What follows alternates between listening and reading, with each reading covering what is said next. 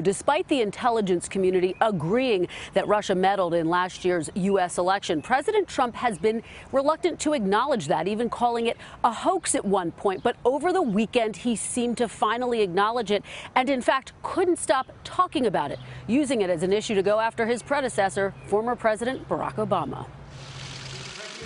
Lashing out against former President Obama, President Trump accusing his predecessor of not responding to Russian hacking during the election. Well, I just heard today for the first time that Obama knew about Russia a long time before the election, and he did nothing about it. The president may have been referencing a Washington Post article about Russian President Vladimir Putin directly influencing that country's cyber attacks of the DNC. The report describes how the Obama administration struggled to respond without making it seem political. One top Obama official telling the Washington Post, "I feel like we sort of choked." If he had the information, why didn't he do something about it? He should have done something about it.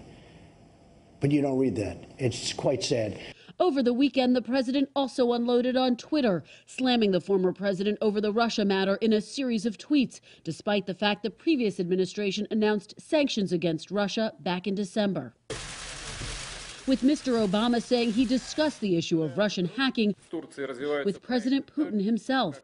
Our goal continues to be to send a clear message to Russia or others not to do this to us, because we can do stuff to you. But even some Democrats are questioning the Obama administration's handling of the issue, with the top Democrat on the House Intelligence Committee now saying President Obama did not go far enough. I think the Obama administration should have done a lot more when it became clear that not only was Russia intervening, but it was being directed at the highest levels of the Kremlin.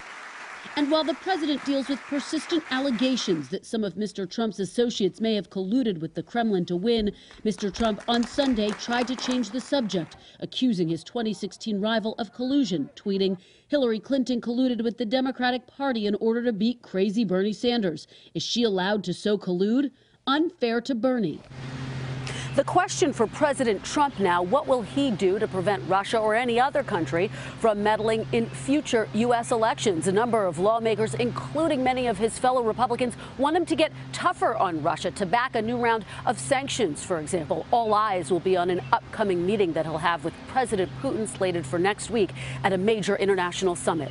Hello, Today fans. Thanks for checking out our YouTube channel. Subscribe by clicking that button down there and click on any of the videos over here to watch the latest interviews, show highlights, and digital exclusives.